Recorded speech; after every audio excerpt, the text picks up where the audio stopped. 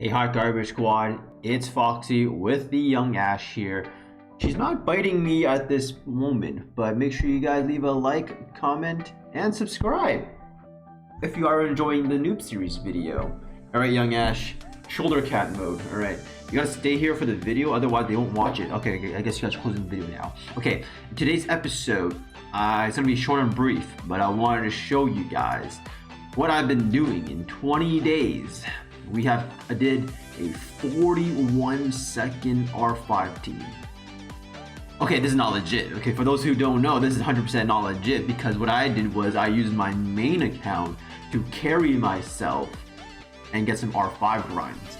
So before you guys saying, oh, that's cheating, blah, blah, blah.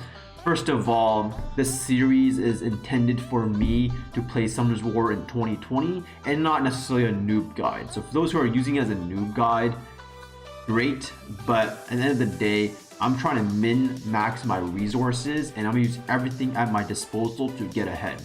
So right now, I did R5 for maybe like a few hours. I got some nice grinds here for my Sigmarus.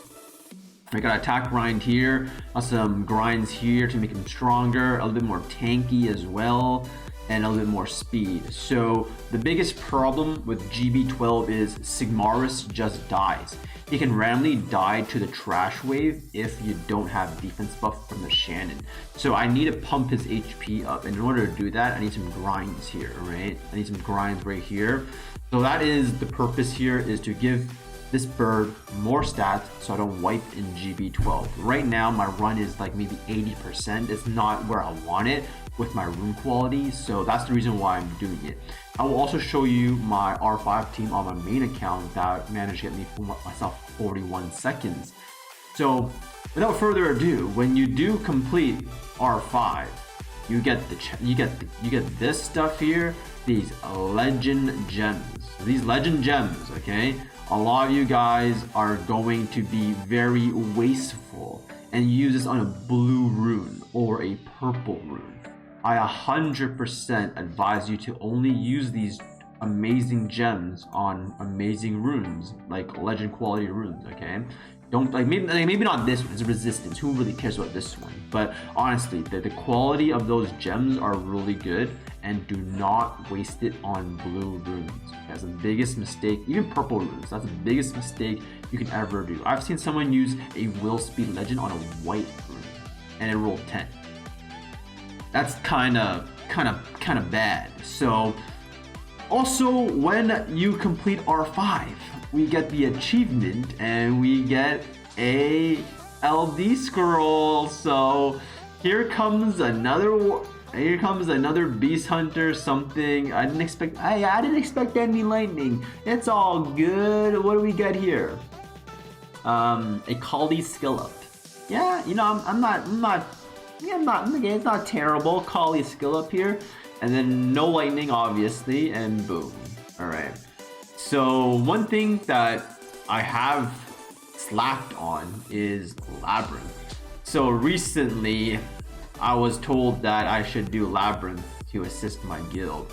But in my experience, doing Labyrinth netted very bad rewards. So for those who can't do R5 yet, or get yourself to carry yourself in R5, I guess we should do Labyrinth for some easy grinds and gems. So right now, I'm on both of my accounts here. This is what I do when I have spare time to R5. And before we get further, I want to state again, some of you guys may find this unfair that I can use my main account to carry my alt account.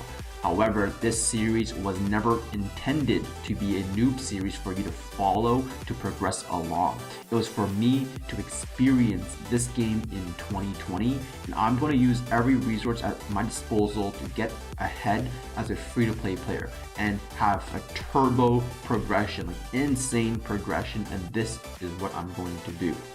So hope you guys understand that, and without further ado, let's see the stats of my monsters here. So first of all, the Colleen, I try to put it as close to 100 resistance as possible because I have no Diaz lead.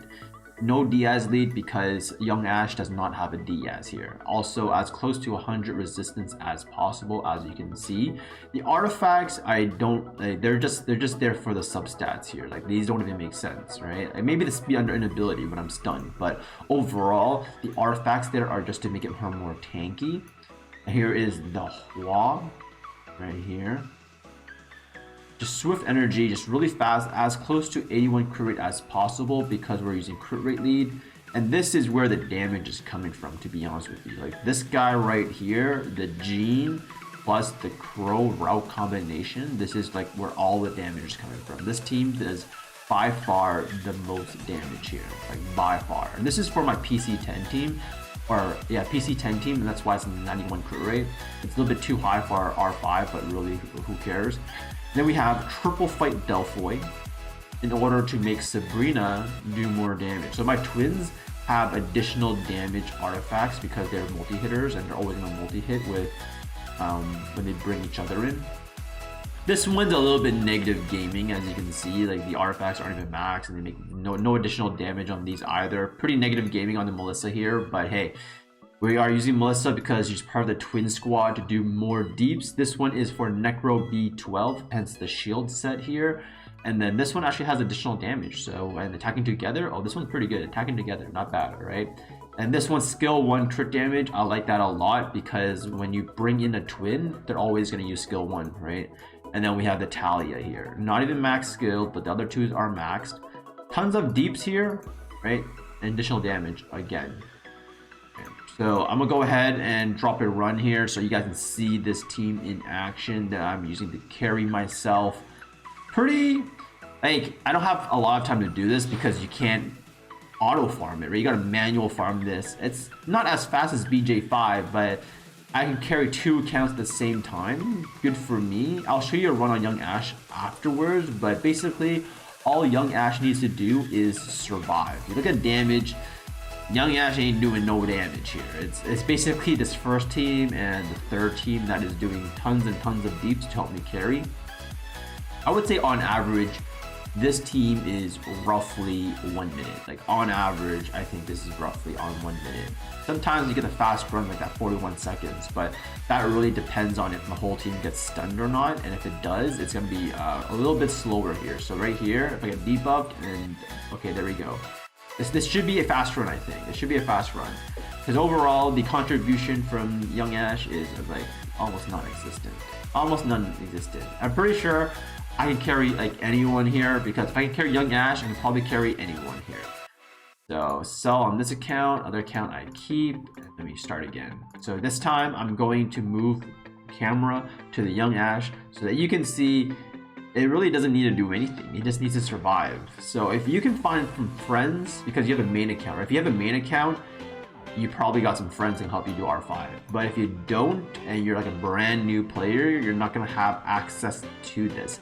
Maybe you got some nice skilled mates that are willing to carry you in R5 like maybe 10 times a day or something like that. But every bit of grind helps. For most of you guys, you're probably gonna do a little bit of R4 to get the basic grinds before you progress into R5, or do R4 to get basic grinds to do GB12, for example, right? But me doing R5 is just being energy efficient and getting the best from my energy in level 5. So this will help my progression and my crystals a lot. And you see, yeah, I'm using Sigmaris here, but in terms of damage, 7% damage, assist 51%. So I guess the reason why my assist is so high is because the attack break on this, defense break here, and defense break here.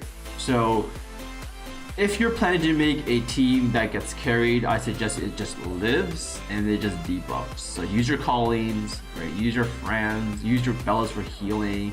None of these monsters wipe here because I got like 3 healers, and also clear it fast enough. Like because I clear it fast enough, I don't die, right?